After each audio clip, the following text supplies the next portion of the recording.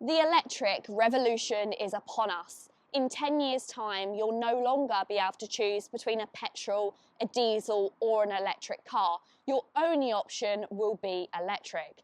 And I know that there's a lot of people out there who are going to go into that revolution kicking and screaming. And before I started my electric car journey, I thought that I would be one of those people. Because if you've watched this channel before, you'll know that this is my personal car. This is an Up GTI. And I also have a Lupo GTI. You can say I've got a thing for small petrol fun cars. And before I started driving electric cars, I didn't think that anything electric would be able to be as engaging as a petrol. But is it? Well, hopefully that's what I'm going to answer in today's video. I'm going to be swapping my Up GTI for John Banks Honda's Honda E, and I'm going to be finding out if an electric car can really be as fun as a petrol one. So if that sounds good, then please do keep watching, and if you like new car reviews and new car content, then this is the place to be. Go ahead and hit the subscribe button. Also, if you wanted to see a full walk around of the Honda E, then you can do that by following the link in the description box and taking a look at the video I did for the John Banks review channel. Plus guys, I did mention before, if you want to give a little bit back to this channel, then you can support me by buying a coffee for me via the Ko-fi app. I'll post the link in the description box, I really appreciate it. Okay, so let's chat about the styling between these two, because they look quite similar. This is actually a bit of an impromptu video today because I wasn't planning to film it. I come down to John Banks in Bury St Edmunds to drive the Honda E and cover it for their channel. But when I jumped out of my Up GTI, I realised that both finished in red. These cars are very similar. They both have that small cutesy feel about them. And I thought this would make a great video comparing them side by side. As you can see, looking at them here, they're around the same size in height, but the Honda E is actually a little bit wider. I've been even more obsessed with the Honda E ever since I saw the old school engineering car, which was lowered and it had a wide body kit on it. It really looked fantastic. And actually, in that instance, it looked quite a lot more aggressive than the Up GTI. They've got very similar emotive headlamps, but the Honda E is probably even more futuristic and cutesy. You've also both got the black bars that run along the centre, which house your fog lights. Yeah, they're pretty comparable cars from the outside, but what about the space on the inside? The interior of the Up GTI is very much focused on looking like an old school Volkswagen. That's why you've got these cool Jaccara tartan seats, and they're in the same design as the rest of the Up range. But on the dashboard you do have a little bit of a modern twist with this kind of plasticky detailing. It's a lot brighter than on the other cars, but it's not particularly high quality. Everything is very old school in terms of the infotainment system as well. There isn't one. There's only a clip for you to pop your mobile phone on here, which I've been meaning to fit an Apple CarPlay unit because I really do miss having that. You have got physical climate control dials as well. That's not necessarily a bad thing, but once again, it doesn't feel particularly modern. And then you have this very small radio screen here where you can control some of your radio systems and the Bluetooth and various things like that. But overall, it's just very stripped back. It's meant to feel very engaging to drive and not about all of the different gadgets that you get with it. This is where the two cars are worlds apart. There's no digital screen in the Up GTI, but there's 1, 2, 3, 4, 5, 6 digital screens inside the Honda E. They are miles apart when it comes to technology. This thing is packed full of technology. These cameras on the side are actually your side mirrors. They're not mirrors, they're actually cameras instead. You've got these two massive digital screens which will display things like your satellite navigation, your Apple CarPlay and Android Auto. You've also got the nice digital driver's display, and you've got this up here, which is your rear view mirror, but if you flip it, you can also have a digital view. I've seen loads of people on TikTok using these cars as your learner cars for passing people's tests because it makes passing a test so easy. This thing has the same compact dimensions as the Up GTI, but inside it's a completely different animal. But that's not saying it's not retro in places. Look at this wooden dashboard. The wood makes it feel very retro. But of course, what the Honda E doesn't have is it doesn't hark back to any previous models. Sitting inside the Up GTI on that Jakara interior, it makes you think of past Golfs and all of the Volkswagen GTI greats. Inside here, it doesn't remind you of any old Hondas. It's something very new.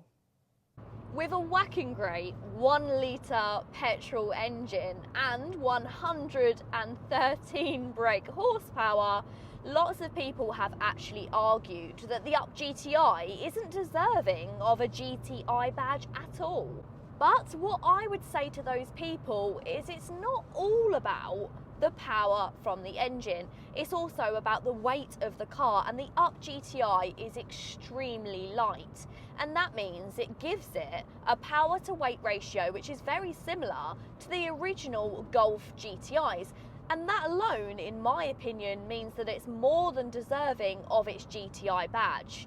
Plus, it has everything that you expect from a GTI car. It's super engaging, it's really fun, and it's great around the back roads.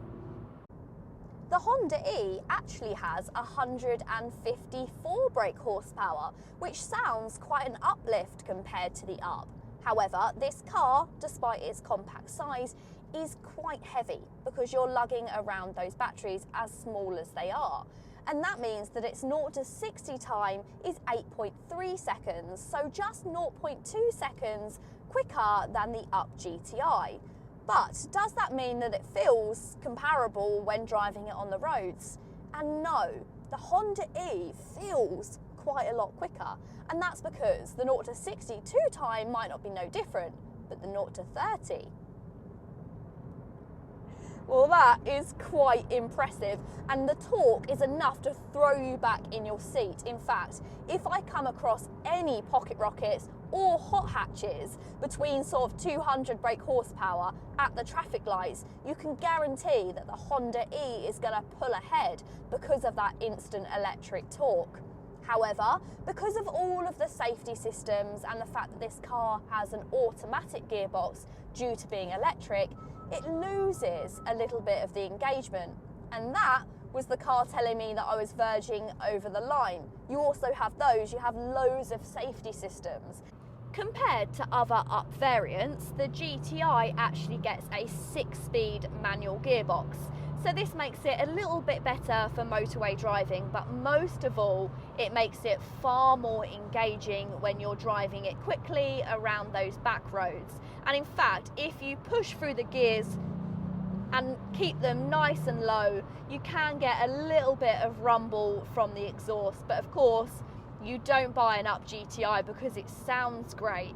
And if you have bought one because it sounds great, it's probably because you've bought one with an upgraded exhaust. Of course, at least it has the scope to do that. You're not going to get any exhaust note out of the Honda E, well, not unless you're playing it through a Bluetooth speaker. Because of how light the Up GTI is, it makes it really good fun in corners. You can chuck it around with pretty much no issues.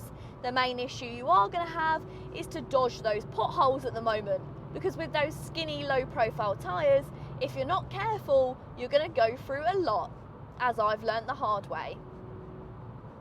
The Up GTI just has such an element of old school about it.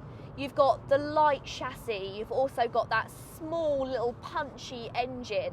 There's no driver technology in this car. It hasn't even got anti-collision warning. I added the parking sensors as well. You haven't got anything like lane assist, and that's not necessarily a bad thing because it means it doesn't interfere with your driving.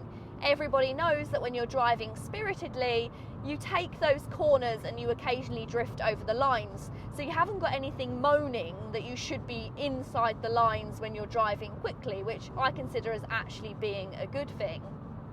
And that is a big thing that makes the Up GTI so much fun, because it's kind of old school in the way that it drives, and also it just makes you remember those cars of the great pocket rocket hot hatches of the 90s with their manual gearbox and their punchy little engines. It kind of feels nostalgic, and that's what's so great about it. So if you want a car which is going to look after you and which is going to be relaxing to drive, then sure, the Honda E definitely has that trump card. But when it comes to something which is downright fun and engaging, well, you're not going to get any better than a manual petrol. But that doesn't mean that the Honda E isn't fun to drive, because despite the safety systems, this car has a low centre of gravity because the batteries are low down, and that means it handles corners absolutely fantastically. It really sticks to the road. In fact, I can tackle any corner much quicker in the Honda E than I could in my Up GTI. And that means that when you're whizzing around the back roads, it's actually really, really good fun. This thing feels like a little go-kart. It's funny, this world of YouTube. I put so much effort into some of my videos, and sometimes the videos that I never planned to film are the ones that I have most fun doing. And that definitely rings true for today. I've had so much fun comparing the Honda E to my Up GTI. These cars are actually quite easily to compare because the Up GTI, some people would argue, shouldn't wear a GTI badge. It's only got 110 brake horsepower, it's not particularly quick, and there isn't much noise that comes out of the exhaust, and that means compared to other performance cars, it's left a little bit in the dust. And when compared to the Honda E, which is pretty nippy, it feels really quick off of that line because of the instant electric torque. It leaves the Up GTI in the dust from a 0 to 30.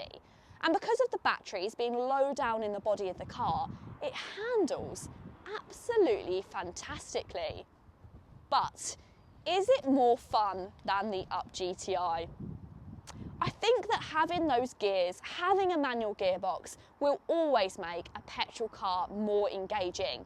And I do actually hope that they start to bring out more manual electric cars, because just that movement makes you feel a better connection with the vehicle. I'm not sure, they're very closely matched, but what would you rather have? Would you rather have a Honda E or an Up GTI? Let me know in the comments down below. If you've enjoyed the video, please go ahead and give it a big thumbs up. Want to see more like this? Then go ahead and hit the subscribe button. And if you did want to give back to the channel, then you can do that by buying me a coffee via the link in the description box. Until next time, guys, see you later.